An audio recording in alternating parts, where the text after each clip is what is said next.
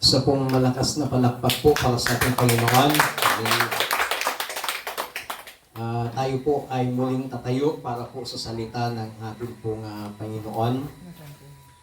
Ang ating pong teksto ay nabasa na po kanina sa Magandang Balita Biblia, pero muli ko pong babasahin sa New International Version, 1 Peter chapter 1, verses 3 to 5.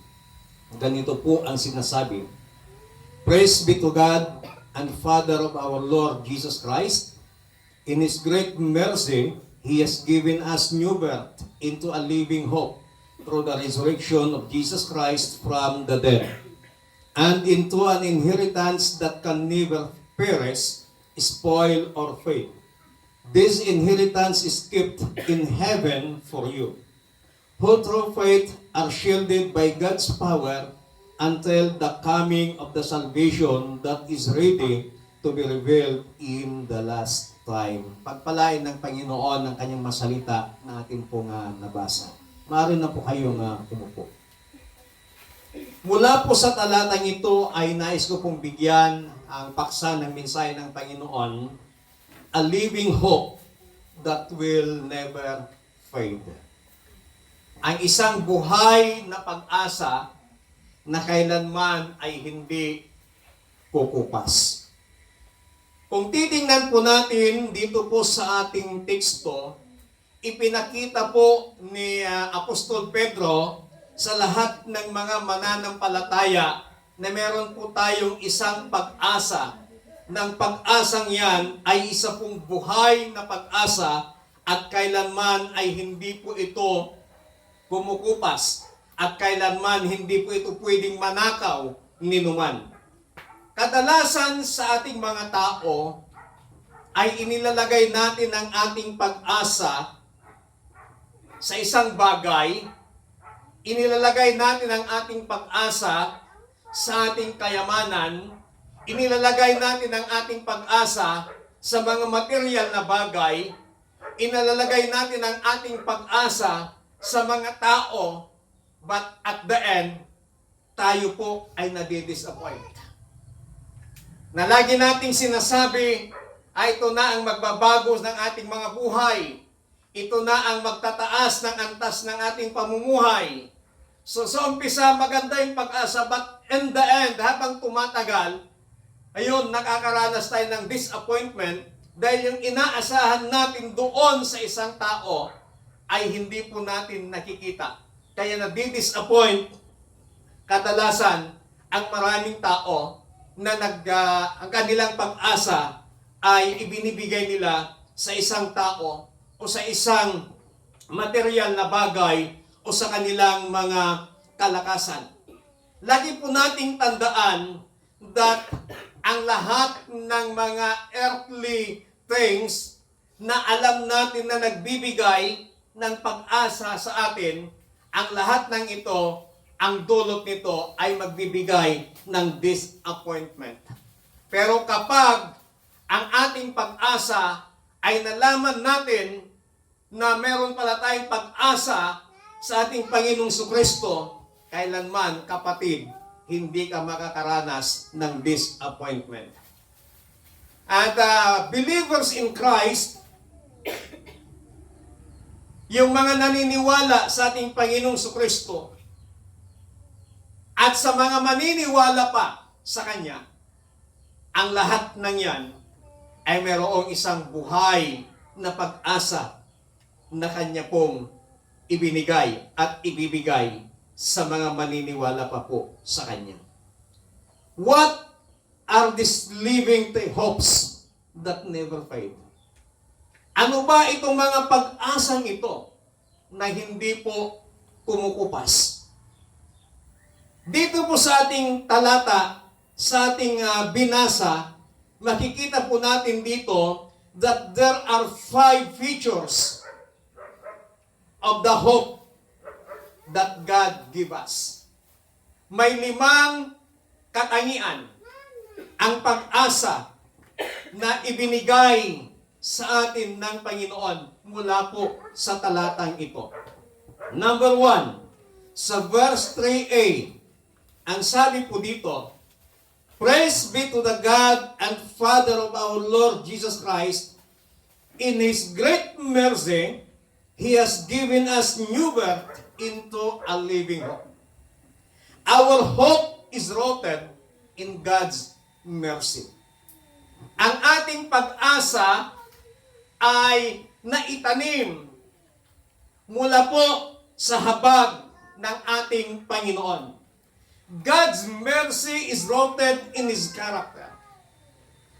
God's mercy is God's compassion and kindness, withholding the judgment or punishment we rightfully deserve because of our sin. Yung habag ng ating Panginoon, yung habag ng ating Panginoong Jesucristo, ang siyang pumipigil sa punishment o sa kahusgahan ng isang tao na karapat-dapat naman niyang matanggap because of sin. Pero hindi natin natatanggap yon, hindi natin nararanasan yon kasi nga pinipigilan ng habag ng ating Panginoon. Because of God's mercy, yung karapat-dapat na kaparusahan na para sa atin, na deserve naman natin yon, hindi natin nararanasan. Why? Dahil meron pong pumipigil, yun po yung habag ng ating Panginoon. Kaya yung ating pag-asa ay natanim, rooted, nakaugat doon sa habag ng ating Panginoon. Mercy is not getting what we do deserve. Yung habag ng ating Panginoon ay yung hindi natin nakakamit. Yung punishment, yung kaparusahan na nararapat para sa atin. Magkaiba po yung mercy doon sa tinatawag na pag-ibig ng ating pong Panginoon. O yung grace, yung biyaya ng ating Panginoon. Yung habag, yung mercy, ay magkaiba po doon sa grace ng ating Panginoon. Why? Because grace is getting what we don't deserve. Yung grace, yung natatanggap natin, yung mga blessing na hindi tayo karapat-dapat, na kahit hindi man para sa iyo yon, but because of the grace of God, natatanggap mo yung mga blessing ni God. Pero yung habag ng Panginoon, karapat-dapat ka na maparusahan dahil sa mga kasalanang ginagawa natin at nagawa natin, pero hindi yung ginagawa na pipigilan ng habag ng ating Panginoon. God's mercy is great and unfailing. Yung habag ng ating Panginoon ay dakila at hindi kumukupas. Ang sabi ng Biblia sa the Book of Lamentation, ito'y bago at sariwa sa bawat umaga. So yung habag ng ating Panginoon, bawat umaga ito po ay nagbabago. Ito po ay nagiging bago bawat umaga. Kung naranasan mo yung habag ng Panginoon, itong araw na ito, kinabukasan, panibagong habag na naman ng Panginoon ang ating mararanasan. And even times of suffering or discipline, His mercy is present. Sa panahon na tayo ay nagdurusa ng mga pagsubok, sa panahon na tayo ay dinidisiplina ng Panginoon. Pero yung habag ng Diyos, andun pa rin na nararanasan po natin. God's mercy save us. We are saved not by our goodness, but by the mercy of God. Naligtas tayo hindi dahil ikaw ay mabuti, ikaw ay mabait, kundi naligtas tayo because of the mercy of God. Kaya wala tayong dapat may pagmalaki na tao sapagkat naligtas tayo because of the mercy of God. Kaya ka gumagawa ka ng mabuti ngayon para hindi maligtas, kundi gumagawa ka ng kabutihan ngayon because you are saved. Amen. Ang paggawa ng mabuti, ang paggawa ng tama, ay hindi ibig sabihin na doon ka maliligtas. Kaya ka nakakagawa ng mabuti, kaya ka gumagawa ng tama, kaya ka gumagawa ng mabuti sa kapwa mo, kaya ka gumagawa ng mabuti sa harapan ng tao at sa harapan ng Diyos dahil ikaw ay ligtas na. Yun po yung bunga ng kaligtasang ating tinamo. God's mercy gave us new life.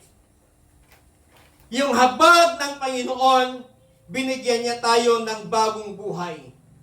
God's mercy doesn't just forgive, but it transforms us. Hindi ka lamang pinatawad nung habag ng Panginoon, but binabago niya ang buhay ng bawat isa. It gives us hope, it gives us identity, and gives us future. That is the mercy of God. Our hope is rooted in God's mercy. Pangalawang katangian ng ating pag-asa na tinalakay dito po sa ating teksto, sa verse 3b, He has given us new birth into a living hope through the resurrection of Jesus Christ from the dead. Our hope is alive because Jesus is alive. Ang ating pag-asa ay buhay. Hindi patay ang ating pag-asa. Kaya tama yung sinasabi natin sa ibang tao, sa mga kakilala natin, mga kapamilya natin, mga kamag-anak natin, mga kaibigan natin, na kapag may problema at gusto nilang sumuko sa kanilang buhay, sinasabi natin, Bes, kapatid, huwag kang mawalan ng pag-asa habang buhay may pag-asa. Tama po yun, na habang may buhay tayo, meron tayong pag-asa sapagkat yung pag-asa niyan na ibinigay sa atin ng Panginoon ay buhay. Bakit? Dahil sa muling pagkabuhay ng ating Panginoong Jesucristo. The resurrection of Jesus is what makes our hope alive.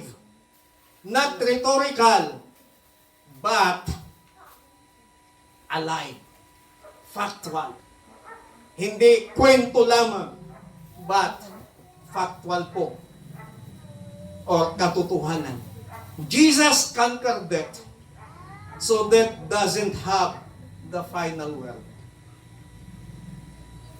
Pinagtagumpayan na ng ating Panginoong Hesus ang kamatayan.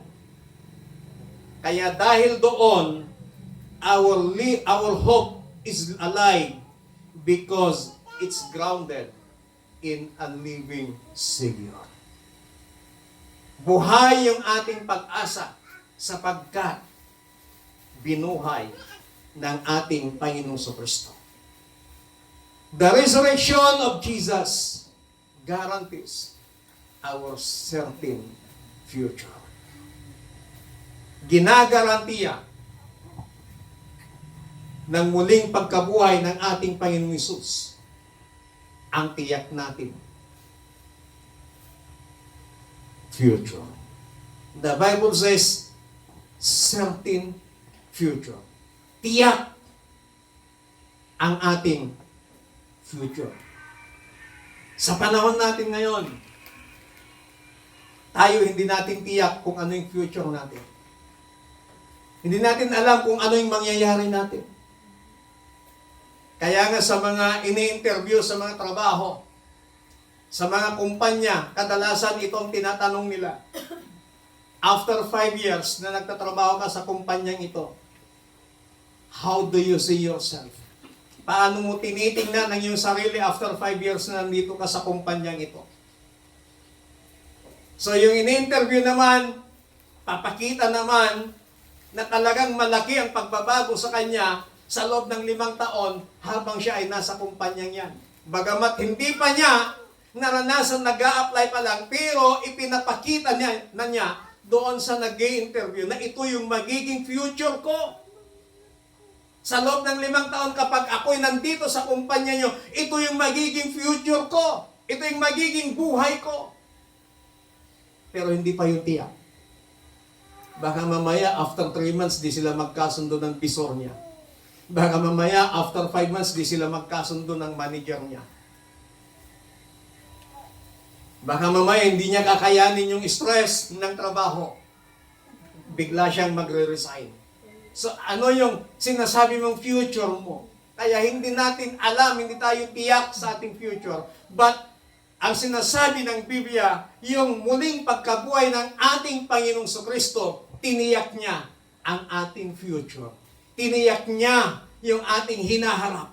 Tiniyak ng salita ng Panginoon na meron tayong future. Na yung future na yan, kailanman ay hindi po mananakaw. Ang future na yan, kailanman ay hindi mawawala sa atin as long as na tayo po ay magpapatuloy na maglilingkod at magtitiwala sa ating Panginoon. Palakpakan po natin ang Diyos. Pangatlong characteristics ng pag-asa natin. Sa verse 4a, and into an inheritance that can never perish, spoil, or fade. Our hope is eternal and untouchable. Ang ating pag-asa ay pangwalang hanggan at hindi po kumukupas. Imperishable. Hindi kumukupas. Lahat ng mga bagay dito sa ibabaw ng lupa, kumukupas yan. Kabago-bagong damit. After 1 year, makita mo nag-fade yung kulay. Kabago-bagong pintura ng sasakyan, ng motor o kahit ano pa man. After lang ng mga ilang buwan, kumukupas, may pagbabago.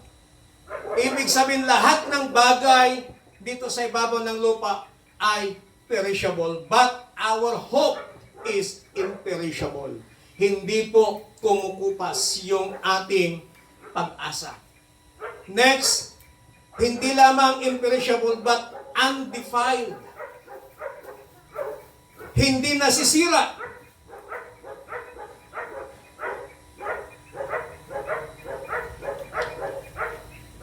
Pure and untouched by sin or corruption. Hindi ito kinakalawang. Hindi ito inaanay. Pero ito po ay hindi nasisira. Ito po yung ating hope. Hindi po nasisira.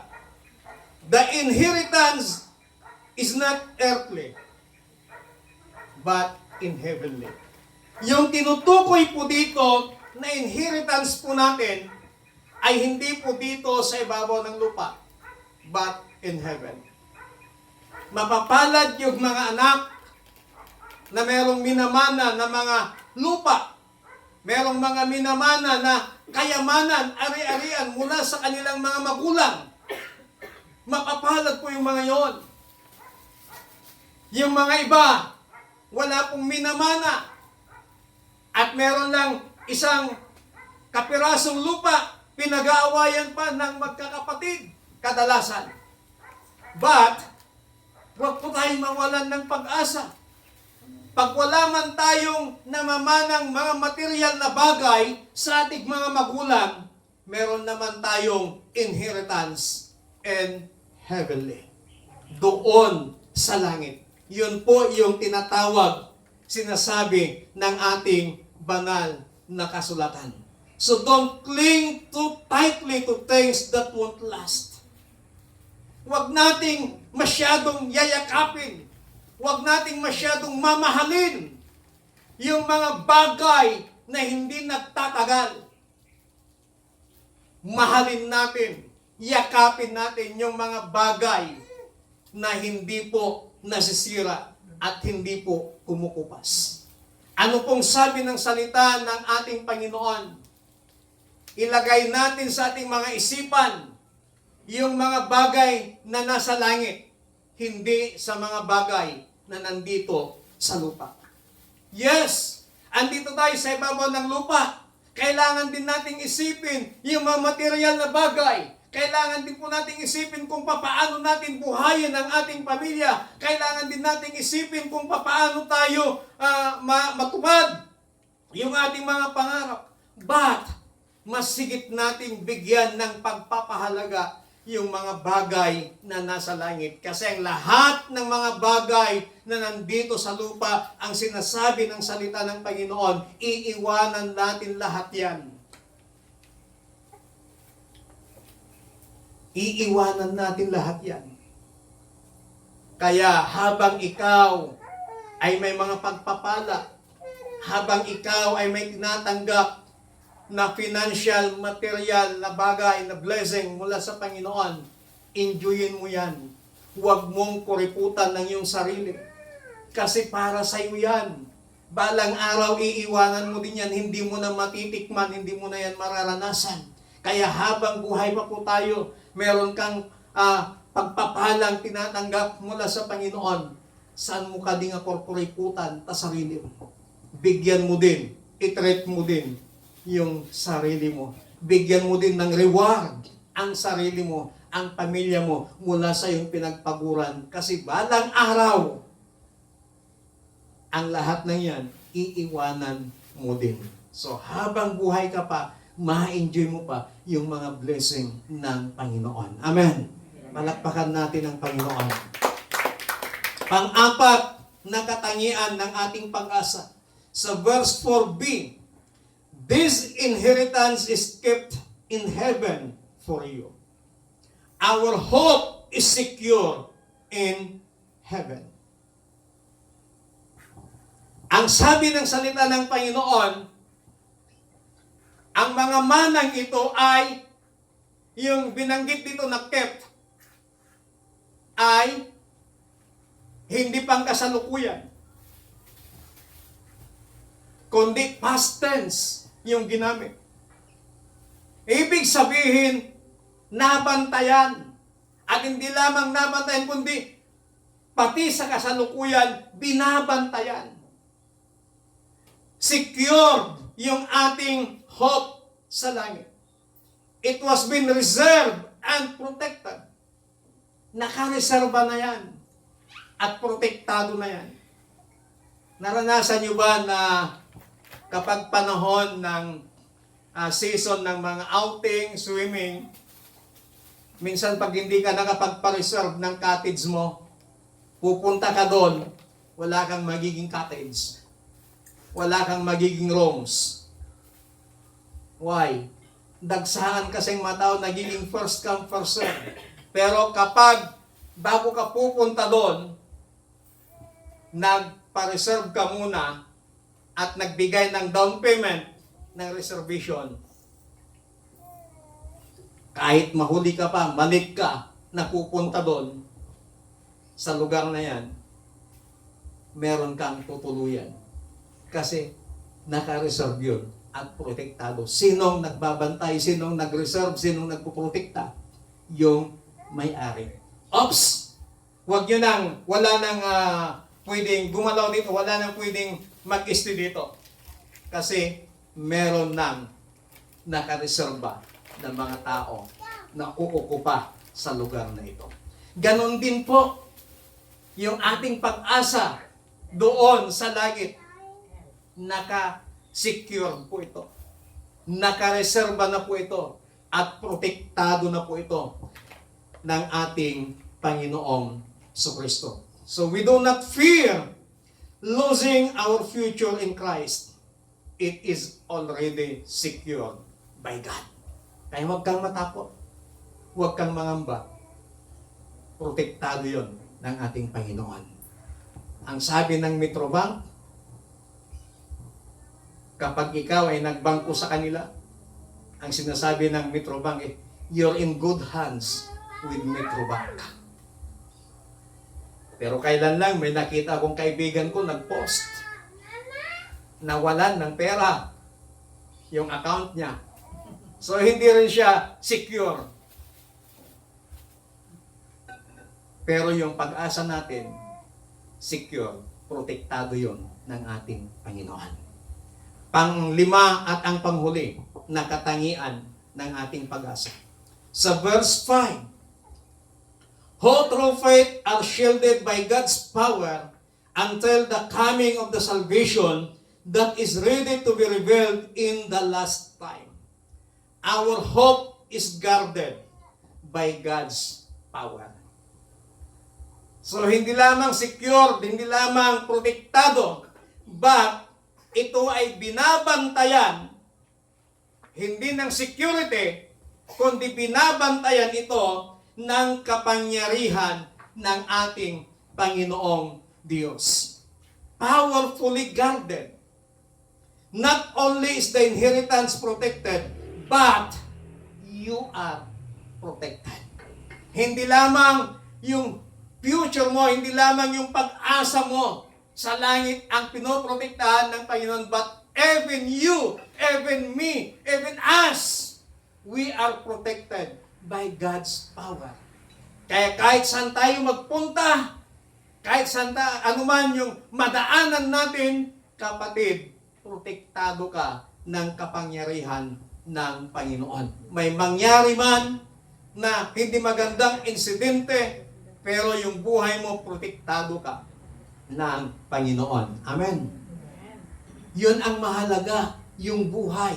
Yun yung pinoprotektahan ng Panginoon. Kaya habang ikaw ay nagbibiyahe, hindi lang yung buhay mo ang pinoprotektahan ng Panginoon, but even yung mga material na bagay na nasa sayo, maaari ding protektahan ng Panginoon.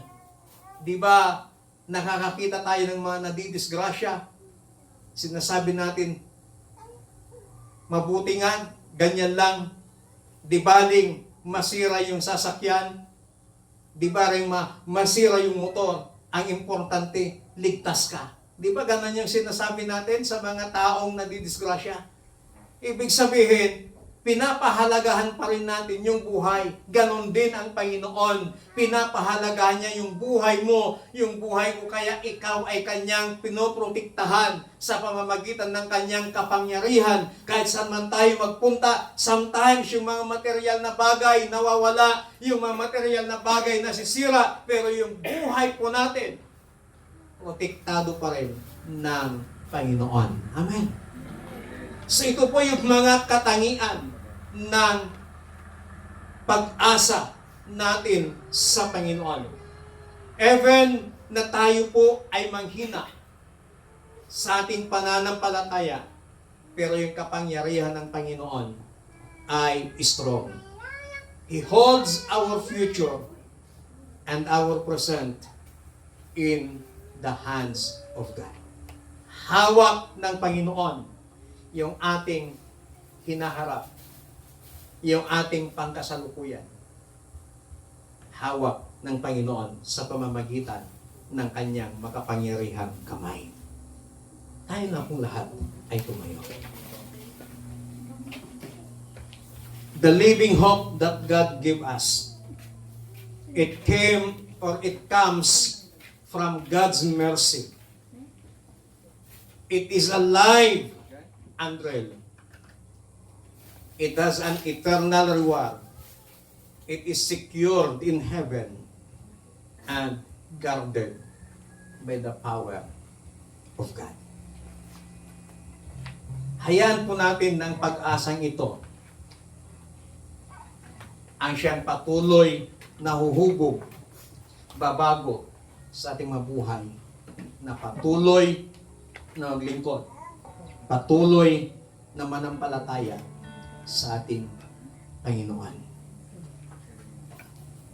Muli nating awitin yung awit na walang mahirap sa iyo.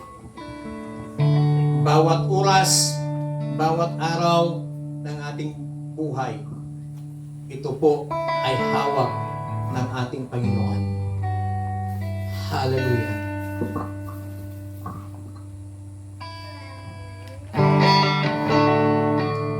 Oh, we praise you, Jesus.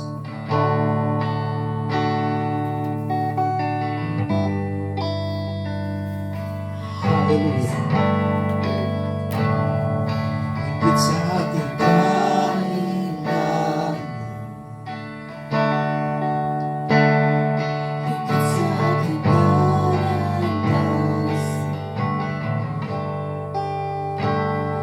Higit sa ating isipin ay kaya mong gawin.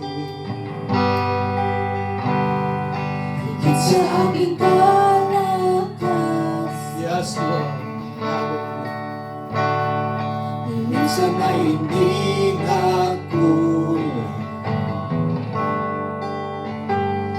higit sa Aking isipin ay kaya mong gawin. Bawat araw ko ay hawak mo, di mangangamba sa piling mo. Bawat araw ko ay hawak mo, bawat araw ko ay hawak mo. di mangangamba sa piling mo.